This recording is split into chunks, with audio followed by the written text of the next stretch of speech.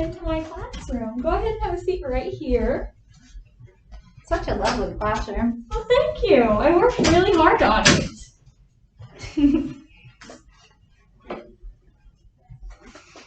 How are you doing today? Oh, pretty good. Just running around. Are you nervous or excited for today's meeting? Pretty excited, but I'm a little nervous because I know he struggles sometimes in his academics. Okay, well, hopefully we can get some things sorted out and we can help him improve a little bit after today. So I just first wanted to start off by saying that Tom is such a pleasure to have in my classroom. He is very neat and organized. He participates very well during our large group and our small group sessions. And he's also just a great friend to everyone in our classroom. Now, I did want to share with you this raw data sheet right here that I came up with. These right here show his grades for quarter 1 and quarter 2 for all of his subjects. Okay, so if you'll notice, they're all a little bit below grade level right now. They're in the high 60s. We want him to be in the 70s or even the 80s. Okay, so that's going to be our goal, is to help him with some of these academics, okay? Now, if you take a look down here, these show his work habits, and for the most part, he needs some improvement on completing his classwork and his homework, listening and following directions. You know, he could get a little bit better. We're working with him on that every single day. He would rather work one-on-one or in a group setting than independently. And I would like to see him asking more questions for when he needs help. Now, the things that he is really good at are his organization, his participation when it comes to those core instruction times. Okay? And then if you look down here, these are his marks for attitude and behavior. Down the line, they're all good. Nothing to really improve on other than right here, it says responds appropriately to task redirection. So what that means is that sometimes Tom will be working and he'll get off task. You know, he'll start to talk to a friend. And then when he's redirected to get back on task, sometimes it takes him a little bit to do that. Okay? So, did you have anything you wanted to ask me so far, or any comments on that? Now, I've noticed at home too, especially if there's multi-step directions, he has trouble like completing tasks if I ask him to do more than one thing. So it kind of goes along with some of the troubles that I see that you're having as well. I did want to ask, is there anything at home that I could be doing to help with his learning? Well, so here at school, we have a positive behavior system. So we're really rewarding Tom for anything that he really does a great job at. And I would recommend carrying the same type of system over at home, because Tom seems to really, do a good job at that. He likes to hear praise. He also loves to be rewarded just little things too. So at school, for instance, we have a sticker chart, and he'll be rewarded with a sticker for, any kind of good choice that he'll make. And then once they get all the way up to 10 stickers, they're able to get a little piece of candy. So just things like that. You don't want to be scolding him every 10 seconds just for little things. You want to be picking out those really good behaviors and letting him know that you see those efforts. And hopefully we can see an improvement there. Is there anything specifically that I can work with him on as far as reading or math goes? Yes, I'm actually going to show you a little bit of his assignments. there is a resource that you can use to help him with his assignments at home if you're having trouble understanding or explaining them to him. It's called Khan Academy, and I'll write that down for you on this sheet so that you can take this home with you. Khan Academy. And that does a really great job at, breaking down the material that we're working on in class so that you can help him walk through the steps to help him get the right answers, okay? Now, so we covered all of his academic strengths. I had a couple academic concerns that I just wanted to address with you. Not a big deal, but I did notice that Tom has a extremely active imagination, okay? So sometimes when we get those creative writing prompts, he really goes into detail, and sometimes it could be a bit graphic. So for example, this is just a paragraph that he wrote. It says, if I had a time machine, I would go back in time and all of the bad guys would be dead.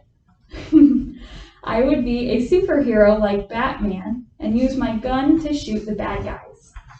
So I don't want to, cut off his imagination. I think it's really great that he's thinking that, he could be a hero and he could help people and save people.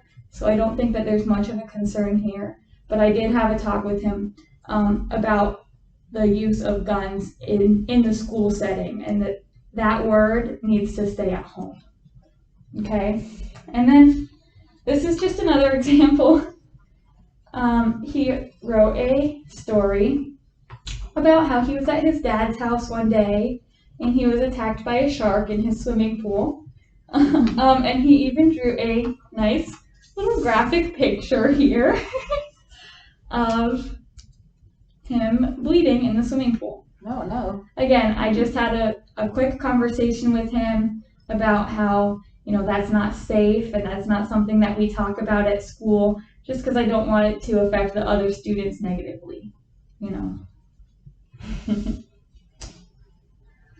So these are his. Now, as far as behavior goes, Tom is very respectful when it comes to myself and his classmates. He's always showing a positive attitude in the classroom. And he always comes to school prepared. He has his planner, his pencils, his erasers, just things like that, okay? So he's always coming prepared. I did want to show this to you, and this is going to be sort of a reflection of what you see over here with our ELA, which is our language arts, and our mathematics. Okay, so these are just, this is a star chart that the kids are able to color in a star for every score that they get that's between 80% and 100%. Okay, and again, every time he gets to color in one of those stars, he's super excited and he knows that he did a great job, okay? But, we're going to be really working with him. I'm going to have some more one-on-one time in our small groups with him so that we can get more of these stars colored in, okay?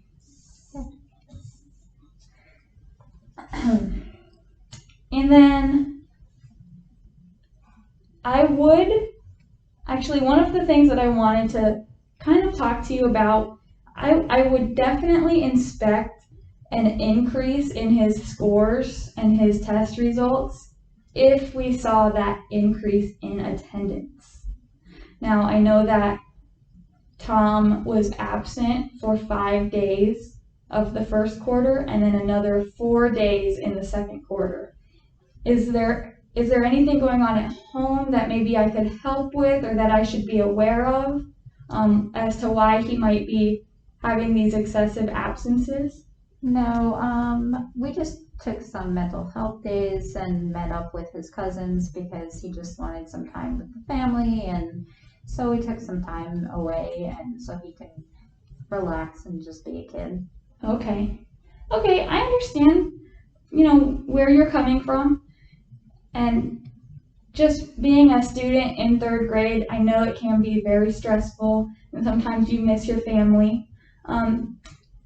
We do have weekends that I would recommend really, getting that quality time in with family and getting, that's just your time to take a break from it all, from the assignments and the school days. So you do have Saturday and Sunday. Now, if it's going to be something to where, he's missing his family or he's feeling some type of way about, not being able to be with them, do you think that it would be helpful to maybe send some photographs of maybe some good times that he's had with him and his family to school? We could do that. We could put maybe a little baggie full of some pictures in his backpack. Yeah, a baggie, or we could make a collage that he could keep in his planner. If he's feeling, that he wants to look through those pictures, then you can definitely do that. Okay? Because, and I hope you agree with me on this, I really do think that we will see an increase in his grades if he's able to attend as many days as possible. Obviously I understand as far as sickness goes that he needs to stay home, but if he's just going to be taking like personal days or days to just kind of relax around the house, we really want him to be at school because he is missing valuable lessons, and some of his work is reflecting that time that he's missing. Okay, so let's see. This was just an example. One of our math units, we are learning how to add 2- and 3-digit numbers. So this is when we started off our lesson. He received 100%. He was understanding all of those math concepts. He was doing really great. And then I know that, he missed a couple days here and there. So he did miss a couple very important lessons that are going to help him in the future. And then it did start to reflect in some of his schoolwork. So it went from him understanding all of the content area in this addition work to understanding 70% of it. He was understanding the concept that you need to add the 2 numbers and regroup the 1 and carry it over to the tens spot. And then, the process of regrouping and carrying the 1 over. Now, when he's not presented with that box that's reminding him to carry the 1, he's forgetting to do that, or he's just not doing it for some reason. So that one and this one also shows the same thing. He's getting all of these ones wrong because he's not remembering to carry that 1 over. So, and that's something that, I can send home some more worksheets with you and a link to Khan Academy so that you can really help him with that and see what he needs work on. So yeah, did you have any other questions? How do you evaluate, how do you assess them or give them grades, I guess? What do you assess them on, especially being in 3rd grade? Okay, that's a really good question. So part of our assessments comes from their homework. Just a very minor percent. It's 10% that comes from their homework grades. And then 20% comes from their classwork grades. And then as we go up, we get a percentage from projects. And then after we cover a module, they have a module exam.